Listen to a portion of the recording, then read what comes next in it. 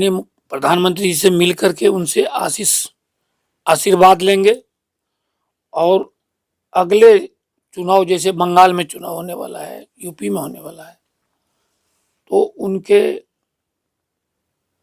दिए हुए मार्गों पर चलने की कोशिश करेंगे। आशीर्वाद लेकर के बिहार में जिस तरह से मैंडेट मिला है और जनता ने विश्वास किया है, हमारे 5 पांडव गठबंधन का जो पार्टी है, बच्चों के साथ क्रिसमस मनाने के लिए, बड़ा दिन मनाने के लिए लंदन गए।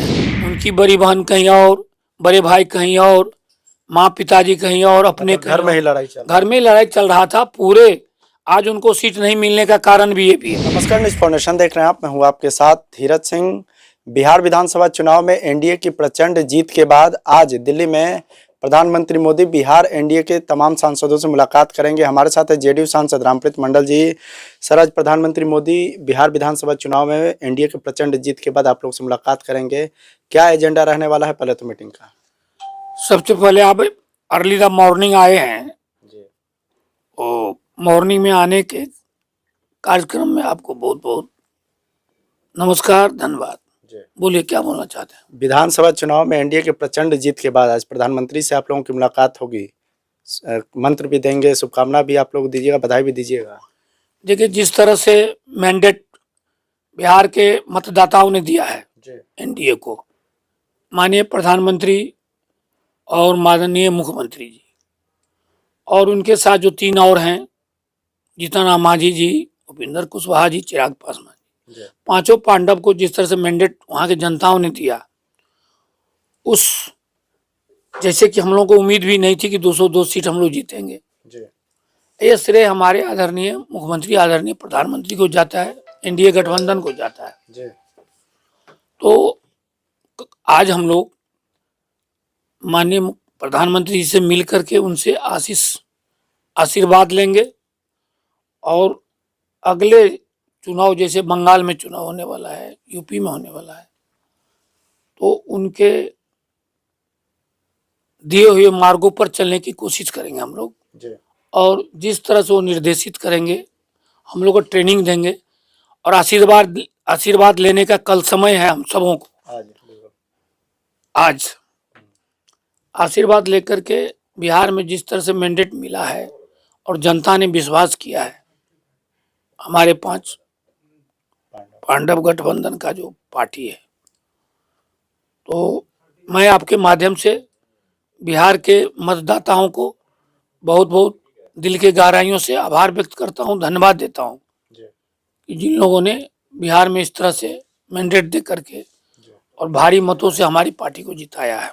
आप कह रहे हैं कि 20 साल के नीतीश कुमार के कामकाज की जीत हुई है एनडीए की, लेकिन तेजस्वी यादव तो कह रहे हैं कि वहाँ लोकतंत्र हारा है, चुनाव आयोग जीता है, मशीनरी जीती है वहाँ पर।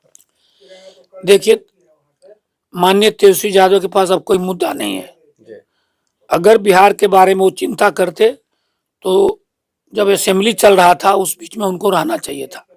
महामहिम राज्यपाल का भाषण हो रहा था, उसमें उनको अपने मुद्दा को उठाना चाहिए।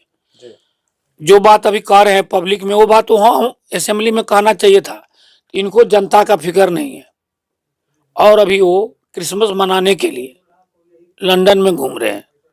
तो मुझे लगता है कि यूरोप में, लंदन यूरोप में ही है, मुझे जैसा लगता है कि वो अपने बच्चों के साथ क्रिसमस मनाने के लिए, बड़ा दिन मनाने के लिए लंदन गए हैं। और आप देखे होंगे कि हमारे मुख्यमंत्री जी चुनाव के दरमियान में पैदल गाड़ी से, रोड से, सड़क मार्ग से 1000 किलोमीटर आने जाने का सफर उन्होंने किया। तो साबित करता है कि आदरणीय मुख्यमंत्री एक्टिव हैं और हमारी जनता के प्रति बहुत सजग है। और देखे होंगे कि जो हमारे अपोजिशन के नेता तेजस्वी यादव जी कहीं नहीं गए और हमारे राहुल गांधी जी मछली पकड़ने में व्यस्त रहे। मुकेश सहनी भी का भी वही हाल था उनका। इसीलिए आज हम लोग प्रधानमंत्री से मिल करके, प्रधानमंत्री जी से, और उनका आशीर्वाद ले करके, और आगे का जो कार्यक्रम बिहार में कैसे विकास होगा, जो अधूरा काम रह गया है, चाहे रेल पर हो, चाहे स्वास्थ्य पर हो, चाहे बिजली पर हो, चाहे जल शक्ति पर हो, वो हम लोग उनसे बातचीत कल करेंगे। आप कह रहे हैं नीतीश कुमार लगातार एक्टिव है, लेकिन तेजस्वी यादव चुनाव के दौरान भी कहे, अब मुकेश सहनी कह रहे हैं कि नीतीश कुमार तो अचेत अवस्था में है, बीजेपी उनको ज्यादा दिन मुख्यमंत्री नहीं बनने देगी बिहार में। अब बोले ना, पहले बोला कि तेजस्वी यादव के पास कोई अब मुद्दा नहीं है उनके पास, इसीलिए नहीं है कि वो अपने भटकते रहे, उनकी बड़ी बहन कहीं और, बड़े भाई कहीं और, माँ पिताजी कहीं और, अपने मतलब घर में ही लड़ाई चल घर में लड़ाई चल रहा था पूरे। आज उनको सीट नहीं मिलने का कारण भी ये भी है, घर में लड़ाई झगड़ा। जी। अगर घर आपको दुरुस्त नहीं है, मजबूत नहीं है, तो बाहर भी आप मजबूत नहीं हो सकते हैं। तो ये सब कारण रहा उनको हारने का।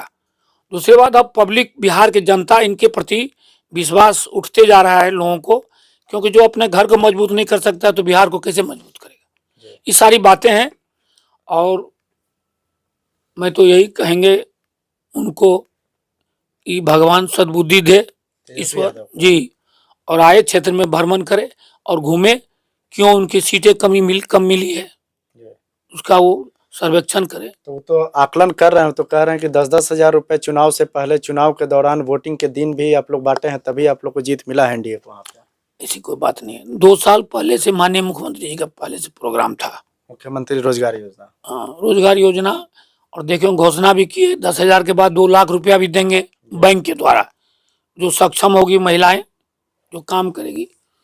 तो माननीय मुख्यमंत्री जी 2 साल पहले ये सब घोषणा कर दिए थे, लेकिन जब सुविधा हुआ, मैं तो पहले भी कह चुका हूं कि धान की खेती आप करते हैं, समय पर न यूरिया और पोटाश देते हैं, तो उसी तरह से माननीय मुख्यमंत्री जी ने समय पर अपना 10,000 रुपया का उपयोग किया, चुनाव से ठीक बात जी। चलिए, तो बहुत बहुत धन्यवाद। ये जेडीयू सांसद रामप्रीत मंडल जी। दिल्ली से न्यूज़ फॉर नेशन के लिए मैं धीरज सिंह।